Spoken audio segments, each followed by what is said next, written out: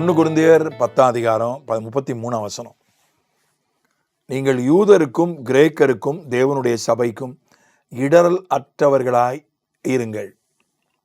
இடரல் அற்றவர்களாய் இருங்கள். யூதருக்கும் இடரல் அற்றவர்களாய் இருங்கள்.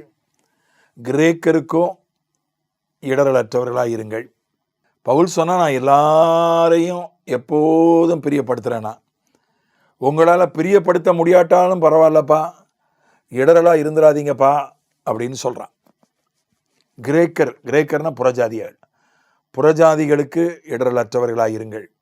தேவனுடைய சபைக்கு இடரல் அற்றவர்களாக இருங்கள். இது இன்றைய பாஷையில் சொல்கிறதா இருந்தால் பேர் கிறிஸ்தவர்களுக்கு இடரல் அற்றவர்களாக இருங்கள்.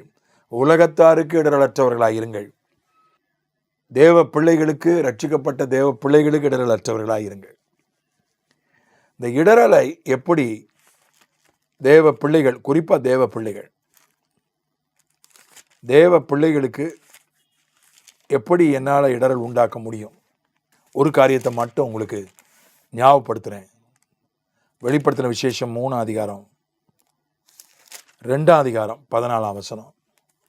ஆகிலும் சில காரியங்களை குறித்து உன் பேரில் எனக்கு குறை உண்டு. விக்கிரகங்களுக்கு படைத்தவைகளை புசிப்பதற்கும் வேசித்தனம் பண்ணுவதற்கும் ஏதுவான இடரலை இஸ்ரவேல் புத்திரர் முன்பாக போடும்படி பாலாக் என்பவனுக்கு போதனை செய்த பிலேயாமுடைய போதகத்தை கை கொள்ளுகிறவர்கள் உன்னிடத்தில் உண்டு. இடரலை இஸ்ரவேல் புத்திரர் முன்பாக போடும்படி போதனை செய்த பிலேயாமுடைய போதகத்தை கை கொள்ளுகிறவர்கள். பிலேயாமை பற்றி நமக்கு நல்லா தெரியும். என்னாகமத்தில் அவனுடைய காரியங்கள் சொல்லப்பட்டிருக்கு. அவன் பெரிய தீர்க்கதரிசி, அதில் எந்த சந்தேகமும் இல்லை. அந்த பிலேயாம் யாரை ஆசீர்வதித்தாலும் ஆசீர்வதிக்கப்படுவார்கள், யாரை சபித்தாலும் சபிக்கப்படுவார்கள்.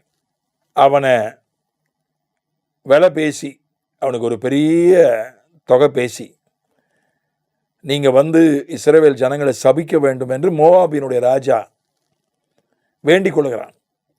பதவி தரேன், பட்டம் தரேன், அது தரேன், இது தரேன், பணம் தரேன். அவனால் சபிக்க முடியலை. கர்த்தர் அவன் சபிப்பதற்கு அவனுக்கு இடம் கொடுக்கல. நாம் மற்றவங்களை சபிச்சா அதனால் அவங்க கெட்டு போக மாட்டாங்க. நல்லா கவனிங்க.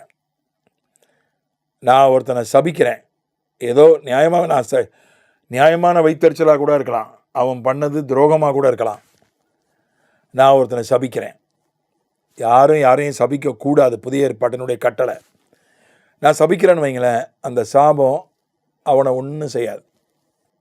அல்லது நான் ஒருத்தனுக்கு ஒரு வாதத்துக்காக சொல்கிறேன், நான் ஒரு தேவ பிள்ளைக்கு விரோதமாக போய் செய்வனை வைக்கிறேன், அது அவனை ஒன்றும் செய்யாது. ஏன்னா அதே பிலேயாம் தான் சொன்னான். என்னாகுமா 23:23 யாக்கோபுக்கு விரோதமான மந்திரவாதமும் இல்லை, இஸ்ரவேலுக்கு விரோதமான குறி சொல்லுதலும் இல்லை. மோவாப் சொன்னால், சரி, இந்த பரிசுத்த ஆவியில் நிரம்பி நீ சபிக்க முடியல, அதனால் ஏதோ மந்திரம் பண்ண முடியுமா பாருங்கள். உலகத்தான் எப்படி சொல்கிறான் பாருங்கள். சரி, பரிசுத்த ஆவியை கொண்டு தான் சபிக்க முடியல, அவர் அனுமதி கொடுக்கல. பெரிய தொகை தரேன், பதவி தரேன், பட்டம் தரேன், இந்த மந்திரவாதத்தை வச்சு சபிக்க முடியுமா? சொல்லிட்டான். யாக்கோபுக்கு விரோதமான மந்திரவாதம் இல்லை. சரி, மந்திரவாதம் இல்லை, குறி சொல்லி அவங்கள சபிக்க முடியுமா? இஸ்ரவேலுக்கு விரோதமான குறி சொல்லுதலும் இல்லை. குறி சொல்லுதல் மூலமாக அவங்கள தாக்க முடியல தேவ ஜனங்களை. மந்திரவாதம் தேவ ஜனங்களை ஒன்றும் செய்ய முடியல, தேவ ஜனங்களை சபிக்க முடியலை. அப்போ என்ன செஞ்சான்?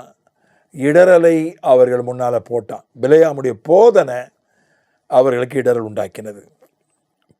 தப்பான போதனை ஜனங்களை இடரல் உண்டாக்க வச்சிரும். வேறு எதுவும் தேவ ஜனங்களை இடர செய்யாது. தப்பான போதனையை போதிச்சிட்டோம்னா, ஒரு கிரஃபலோ டாலர் அப்படின்ற ஒரு பிரபலமான ஊழியக்காரர், அவர் திடீர்னு ஒரு வீடியோ வெளியிட்டிருக்கிறார். நான் தசம பாகத்தை பற்றி இதுவரைக்கும் பேசினதெல்லாம் தப்பு, இதுவரைக்கும் நான் எழுதின புத்தகமெல்லாம் தப்பு, இதுவரைக்கும் நான் பேசின பிரசங்கித்த வீடியோலாம் தப்பு, அதெல்லாம் கேன்சல் பண்ணிடுங்க, இனிமேல் நான் பேச போகிறது தான் சரி, தசம பாகத்தை பற்றி நான் தப்பு பண்ணிட்டேன், சாரி என்று சொல்கிறார். கிரஃபலோ டாலர் பிரபலமான அமெரிக்காவிலே பிரபலமான ஊழியக்காரர், பேச்சாற்றல் முக்கவர். அவருடைய பேச்சை நான் ரசிப்பேன். அவருடைய போதனைகளை எல்லாத்தையும் நான் எடுத்துக்கிறது இல்லை. சில போதனைகளை எடுத்துப்பேன், சில போதனைகளை எடுத்துக்க மாட்டேன். அவருடைய ஆங்கிலம், அவருடைய பேச்சு வன்மையை அப்படி ரசிப்பேன், அவருடைய ஆங்கிலத்தை அப்படி ரசிப்பேன். ஆனால் அவர் என்ன சொல்கிறாரு, இது வரைக்கும் நான் பேசுனது தப்புன்றார். நான் அதுக்குள்ளே ரொம்ப போகலை. அவர் எதை தப்புன்றாரு எதை சரின்றாருன்றதை விவரமாக நான் போய் பார்க்குறேன். அவர் ஒருவேளை சரியாக பேசிட்டு அதை தப்புன்னு சொன்னாலும் தேவ ஜனங்களுக்கு பாதிப்பு, அல்லது தப்பாக பேசியிருந்தாலும் இது வரைக்கும் அது எத்தனை பேரை பாதிக்கும், எத்தனை ஆயிரக்கணக்கான லட்சக்கணக்கான பேர் அதை கேட்டிருப்பாங்க. நம்ம போதிக்கும் போது ரொம்ப அதை உறுதிப்படுத்திட்டு ஜபத்தினாலும் வசனத்தினாலும், இல்லை நமக்கு சந்தேகமாக இருந்தால் மூத்த விசுவாசிகள் மூத்த ஊழியக்காரர்களிடத்தில் உறுதிப்படுத்திக்கிட்டு நாம் அதை போதிக்கணும். ஏன்னா நாம் தப்பாய் போதித்து விட்டால் அது தேவ பிள்ளைகளை இடரச் செய்துவிடும். அதான் பவுல் சொல்கிறான், தேவனுடைய சபைக்கும் இடரலற்றவர்களாயிருங்கள். அப்படி போதனை பிலேயாமுடைய தீர்க்க தரிசனத்தால் இஸ்ரவேலரை இடரச் செய்ய முடியல.